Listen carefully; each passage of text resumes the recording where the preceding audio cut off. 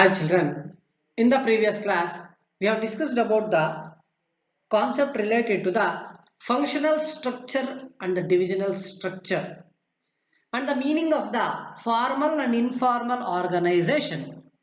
So formal organization anta ನಾವು ತಗೊಂಡಾಗ the organization refers to the structure in which designed for the purpose of accomplishing of a particular task. ಪ್ರತ್ಯೇಕವಾದ ಒಂದು ಕೆಲಸ ಅಥವಾ ಕ್ರಿಯೆಯನ್ನ complete ಅನ್ನ ಮಾಡಲಿಕ್ಕೆ ನಾವುಗಳು ಫಾರ್ಮಲ್ ಆರ್ಗನೈಸೇಷನ್. ಅದೇ ಇನ್ಫಾರ್ಮಲ್ ಅಂತ ತೆಗೆದುಕೊಂಡಾಗ the informal organisation will express the social relationship of the employees from one department to another department ಅಂತ. ಅಂದ್ರೆ ಇಲ್ಲಿ ನಮಗೆ ಫಾರ್ಮಲ್ ಆರ್ಗನೈಸೇಷನ್ ಮತ್ತೆ ಇನ್ಫಾರ್ಮಲ್ದು ಫೀಚರ್ಸ್, ಅಡ್ವಾಂಟೇಜಸ್, ಲಿಮಿಟೇಷನ್ಸ್ ಬರ್ತವೆ. ಸೊ ಜಸ್ಟ್ 4 ಮಾತ್ರ ಇರುತ್ತೆ. ಸೊ ಫೀಚರ್ಸ್ 4 ಇರುತ್ತೆ, ಲಿಮಿಟೇಷನ್ಸ್ 4 ಇರುತ್ತೆ, ದೆನ್ ಅಡ್ವಾಂಟೇಜಸ್ 4 ಇರುತ್ತೆ. ಸೊ ಯಾವ್ದನ್ನ ಕೇಳಿದ್ರು ನಿಮಗೆ 4 ಮಾರ್ಕ್ಸ್ ಕ್ವಶನ್ ಮಾತ್ರ ಕೇಳೋದು, ಅದಕ್ಕೆ ಮೇಲೆ ಕೇಳೋದಿಲ್ಲ ಇಲ್ಲಿ. ಓಕೆನಾ? So the first feature it specifies the relationship among various job positions and the nature of their interrelationships. ನೋಡಿ, ನಾನು ಪ್ರೀವಿಯಸ್ ನೋಟ್ಸ್ ಅನ್ನ ಕಳಿಸಿದಾಗ ನಾನು ನಿಮ್ಗೆ ಒಂದು ಡಯಾಗ್ರಾಮಿನ ಇಮೇಜ್ ಕಳಿಸಿದ್ದೆ. Formal and informal organisational chart ಅಂತ ಹೇಳ್ಬಿಟ್ಟು. ಸೊ ನಾವು ಆ ಚಾರ್ಟ್ ನಲ್ಲಿ ಡಾಟೆಡ್ ಲೈನ್ಸ್ ಅನ್ನ ವೈಲೇಟ್ ಮಾಡೋಣ, ಜಸ್ಟ್ ಇರ್ತಕ್ಕಂಥ ಸ್ಟ್ರೈಟ್ ಲೈನ್ಸ್ ಅನ್ನ ಮಾತ್ರ ಗಮನಿಸೋಣ. So in the formal organisational chart here the relationship among the various nature of jobs ಅಂತ ಹೇಳಿದ್ರೆ ಪ್ರೊಡಕ್ಷನ್, ಮಾರ್ಕೆಟಿಂಗ್, ಫೈನಾನ್ಸ್ ಇದೆಯಲ್ವಾ. ಸೊ ಅವರ ಒಂದು ಇಂಟರ್ ರಿಲೇಶನ್ಶಿಪ್ಸ್ ಅಂತಕ್ಕಂಥದ್ದು ಬೆಳೀತಾ ಹೋಗುತ್ತೆ ಆ ಡಿಪಾರ್ಟ್ಮೆಂಟ್ಸ್ ಅಲ್ಲಿ. And this clarifies who has to report from whom. ಯಾಕಂತ ಹೇಳಿದ್ರೆ ಅಥಾರಿಟಿ, ರೆಸ್ಪಾನ್ಸಿಬಿಲಿಟಿ, ಅಕೌಂಟಬಿಲಿಟಿ ಎಕ್ಸಿಬಿಟ್ ಆಗುತ್ತೆ ಇಲ್ಲಿ. ಅಂತ ಹೇಳಿದ್ರೆ ನೋಡಿ, ಚಾರ್ಟ್ ಅಲ್ಲಿ ಮ್ಯಾನೇಜಿಂಗ್ ಡೈರೆಕ್ಟರ್ ಅಂತ ಟಾಪ್ ಮೋಸ್ಟ್ ಪೊಸಿಷನ್ ಅಲ್ಲಿ ಇದೆ. ಅವನ ಅಂಡರ್ ಅಲ್ಲಿ ಪ್ರೊಡಕ್ಷನ್ ಬರ್ಬೋದು, ಮಾರ್ಕೆಟಿಂಗ್ ಬರ್ಬೋದು, ಅಥವಾ ಸೊ R&D ಬರ್ಬೋದು, ಫೈನಾನ್ಸ್ ಬರ್ಬೋದು ಅಲ್ವಾ. ಸೊ ಪ್ರೊಡಕ್ಷನ್ ಅಂಡರ್ ಅಲ್ಲಿ ಪ್ರೊಡಕ್ಷನ್ ಸೂಪರ್ವೈಸರ್ ಇದ್ದಾರೆ, ಮಾರ್ಕೆಟಿಂಗ್ ಅಂಡರ್ ಅಲ್ಲಿ ಮಾರ್ಕೆಟಿಂಗ್ ಸೂಪರ್ವೈಸರ್ ಇದ್ದಾರೆ, ಫೈನಾನ್ಸ್ ಅಂಡರ್ ಅಲ್ಲಿ ಫೈನಾನ್ಸ್ ಸೂಪರ್ವೈಸರ್ ಇದ್ದಾರೆ. ಅವಾಗ ಏನಾಯ್ತು, the production department are having a clear that they should report to whom. ಅವರು ಯಾರ ಹತ್ರ ಹೋಗಿ ಜಾಬ್ ಅನ್ನ ರಿಸೀವ್ ಮಾಡ್ಕೋಬೇಕು, ಯಾರಿಗೆ ನೆಕ್ಸ್ಟ್ ಆನ್ಸರಬಿಲಿಟಿಯನ್ನ ಮಾಡಬೇಕು ಅನ್ನೋದು ಕ್ಲಿಯರ್ ಆಗಿ ಅಲ್ಲಿ ಸ್ಪೆಸಿಫಿಕೇಶನ್ ಗೊತ್ತಾಗತ್ತೆ. ಯಾವ್ದ್ರಲ್ಲಿ? ಫಾರ್ಮಲ್ ಆರ್ಗನೈಸೇಷನ್ ಅಲ್ಲಿ. ಸೊ ಈ ರೀತಿ ನಮಗೆ ರಿಲೇಶನ್ಶಿಪ್ಸ್ ಮತ್ತೆ ಅಲ್ಲಿಂದ ನೇಚರ್ ಆಫ್ ಜಾಬ್ಸ್, ಯಾರ ಹತ್ರ ಯಾರು ರಿಪೋರ್ಟ್ ಆಗೋದು ಅನ್ನೋದು ಫಾರ್ಮಲ್ ಆರ್ಗನೈಸೇಷನ್ ಅಲ್ಲಿ ಗೊತ್ತಾಗುತ್ತೆ. Then the formal organisation will achieve the objectives of the specified in the plans as it lays down the rules. ನೋಡಿ, ಇಲ್ಲಿ ಪ್ಲಾನಿಂಗ್ ಅನ್ನ ಮಾಡ್ತೀವಿ ನಾವು, ಏನೋ ಒಂದು ವರ್ಕ್ ಅನ್ನ ಮಾಡ್ಬೇಕಾದ್ರೆ ಅಲ್ವಾ. ಸೊ ಯಾವ ಗೋಲ್ ಅನ್ನ ರೀಚ್ ಮಾಡಬೇಕು ಅನ್ನೋದು ಸಹ ನಮ್ಗೆ ಗೊತ್ತಿರುತ್ತೆ. ಸೊ ಫಾರ್ಮಲ್ ಈಗ ಪ್ರೊಡಕ್ಷನ್ ಡಿಪಾರ್ಟ್ಮೆಂಟ್ ಅವರು 1,000 ಪ್ರಾಡಕ್ಟ್ಸ್ ಅನ್ನ ಮ್ಯಾನುಫ್ಯಾಕ್ಚರ್ ಮಾಡಬೇಕು ಅಂತ ಪ್ಲಾನ್ ಮಾಡಿದ್ರೆ, ಆ ಡಿಪಾರ್ಟ್ಮೆಂಟ್ ಅಲ್ಲಿ ಬರ್ತಕ್ಕಂಥ ಪ್ರೊಡಕ್ಷನ್ ಸೂಪರ್ವೈಸರ್, ಪ್ರೊಡಕ್ಷನ್ ಮ್ಯಾನೇಜರ್ ಇವರೆಲ್ಲರೂ ಏನ್ ತಗೊಳ್ತಾರೆ, ಆ ಪ್ಲಾನ್ ಅನ್ನ ಅಚೀವ್ ಮಾಡ್ಲಿಕ್ಕೆ ಫಾರ್ಮಲ್ ಆರ್ಗನೈಸೇಷನ್ ಅಲ್ಲಿ ಪ್ರೊಸೀಜರ್ಸ್ ಅನ್ನ ಫಾಲೋ ಮಾಡ್ತಾರೆ. Then efforts of various departments are coordinated, interlinked and integrated through the formal organization. Yes, so here there will be different types of the departments in the organization. You people are more familiar. ಯಾಕಂತ ಹೇಳಿದ್ರೆ production ಇದೆ, marketing ಇದೆ, finance ಇದೆ, R&D ಇದೆ ಅಲ್ವಾ. So ಈ departments ಎಲ್ಲರ ಉದ್ದೇಶ ಏನಾಗಿರುತ್ತೆ, ದೇ ಶುಡ್ ಬಿ ಕೋಆರ್ಡಿನೇಟೆಡ್. ಯಾವ ರೀತಿ? ಈಗ ಪ್ರೊಡಕ್ಷನ್ ಡಿಪಾರ್ಟ್ಮೆಂಟ್ ಅವರು ಮಾರ್ಕೆಟಿಂಗ್ ಡಿಪಾರ್ಟ್ಮೆಂಟಿನ ಜೊತೆ ಕೋಆರ್ಡಿನೇಷನ್ ಇರಬೇಕು. Whatever the products they are manufactured, they want to be sold out ಅಲ್ವಾ. ಬಟ್ ಮಾರ್ಕೆಟಿಂಗ್ ಡಿಪಾರ್ಟ್ಮೆಂಟ್ ಅವರು ಮತ್ತೆ R&D research and development department ಅವರು ಕೊಟ್ಟಿರ್ತಕ್ಕಂತಹ ಇನ್ಫಾರ್ಮೇಶನ್ ಪ್ರಕಾರ ಪ್ರೊಡಕ್ಷನ್ ಡಿಪಾರ್ಟ್ಮೆಂಟ್ ಅವ್ರು ಏನ್ ಮಾಡ್ಬೇಕಾಗತ್ತೆ, ಪ್ರೊಡ್ಯೂಸ್ ಮಾಡ್ಬೇಕಾಗತ್ತೆ. ಮತ್ತೆ ಈ ಫೈನಾನ್ಸ್ ಡಿಪಾರ್ಟ್ಮೆಂಟ್ ಅವರು ಪ್ರೊಡಕ್ಷನ್ ಡಿಪಾರ್ಟ್ಮೆಂಟ್ಗೆ ಬೇಕಾಗಿರ್ತಕ್ಕಂಥ ಕ್ವಾಲಿಟಿ ಆಫ್ ರಾ ಮೆಟೀರಿಯಲ್ಸ್ ಅನ್ನ ಪರ್ಚೇಸ್ ಅನ್ನ ತಂದು ಮಾಡಿಕೊಡ್ಲಿಕ್ಕೆ ಫೈನಾನ್ಸ್ ಅನ್ನ ಸಪೋರ್ಟ್ ಮಾಡ್ಬೇಕಾಗತ್ತೆ. ಸೊ ಈ ನಿಟ್ಟಿನಲ್ಲಿ ನಾವು ಗಮನಿಸಿದಾಗ each and every department will be having a coordination in the formal organization. Then it is deliberately designed by the top management to facilitate the smooth functioning of the organization. ನೋಡಿ, ಈ formal organisation ಅಂತಕ್ಕಂಥದ್ದು design ಅನ್ನ ಮಾಡಿದ್ದಾರೆ ಯಾವ ರೀತಿ ಅಂತ ಹೇಳಿದ್ರೆ, for the purpose of smooth functioning of the organisation. Smooth functioning of the organisation.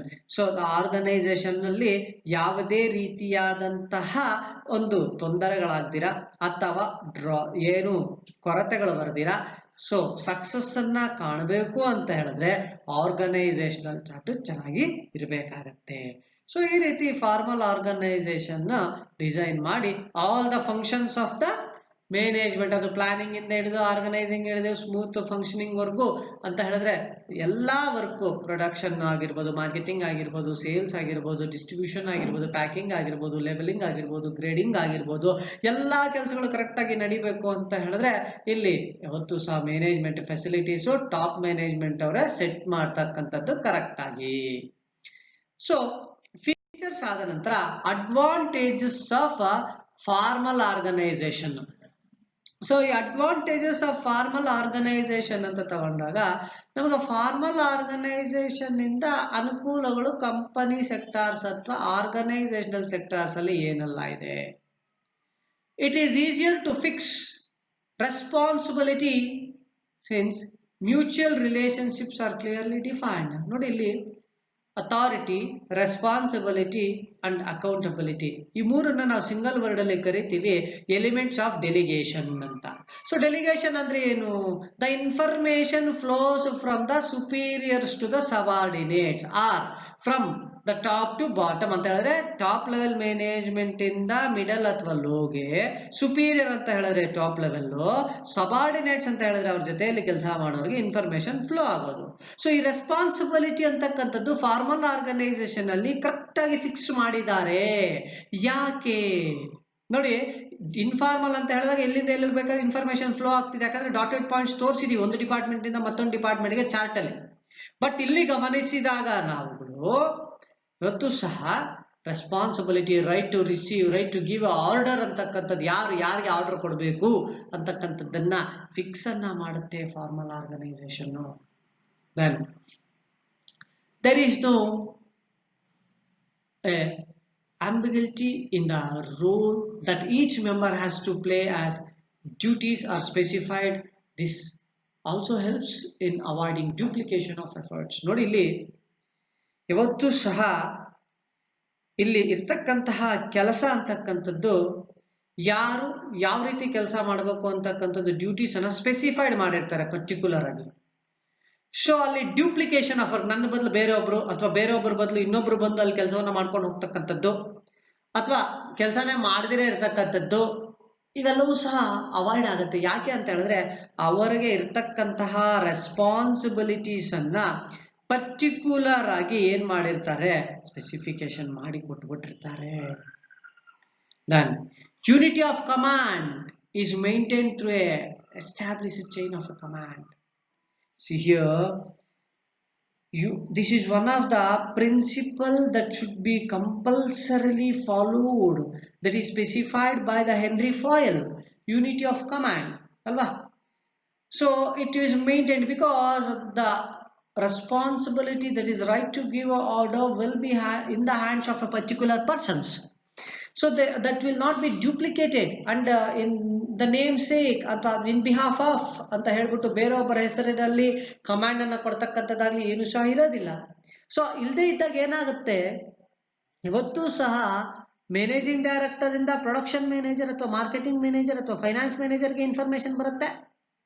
So ಅಲ್ಲಿಂದ ಎಲ್ಲಿಗೆ ಹೋಗ್ತಕ್ಕಂಥದ್ದು, ಪ್ರೊಡಕ್ಷನ್ ಇಂದ ಪ್ರೊಡಕ್ಷನ್ಗೆ, ಪ್ರೊಡಕ್ಷನ್ ಇಂದ ಮಾರ್ಕೆಟಿಂಗ್ ಹೋಗೋದಿಲ್ಲ.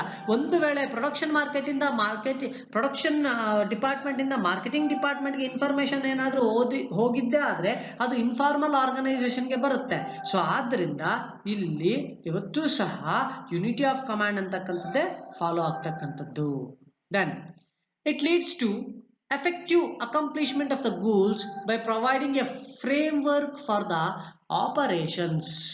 ಯಾವುದೇ ಒಂದು ಕೆಲಸವನ್ನ ಪೂರ್ತಿಗೊಳಿಸಬೇಕು ಅಂತ ಹೇಳಿದ್ರೆ ಇಲ್ಲಿ ಪ್ರತ್ಯೇಕವಾದ ಒಂದು ಕೆಲಸವನ್ನ ಕಾರ್ಯರೂಪಕ್ಕೆ ತಂದುಕೊಂಡು ಅದನ್ನ ಕಂಪ್ಲೀಟ್ ಅನ್ನ ಮಾಡಲಿಕ್ಕೆ ಅಥವಾ ಆಪರ್ಚುನಿಟೀಸ್ ತೆಗೆದುಕೊಂಡು ಅಲ್ಲಿ ಈಚ್ ಎಂಪ್ಲಾಯಿ EMPLOYEE ಅಂದ್ರೆ ಯಾರು? Worker of the organisation.